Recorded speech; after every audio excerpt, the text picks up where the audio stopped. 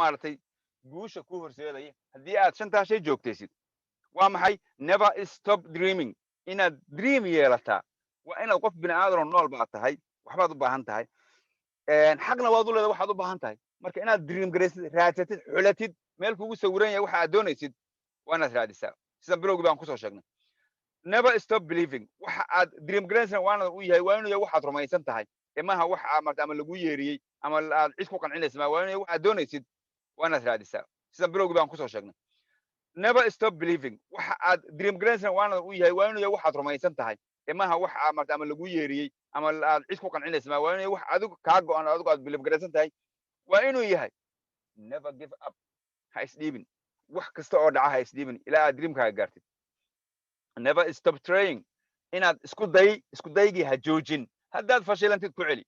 celi intuu doona ha noqdo ku celi intuu doona ha noqdo waxa weeyaan waad gaaraysaa guusha and the final never stop learning waana ta ugu muhiimsan aqoonta ha joojin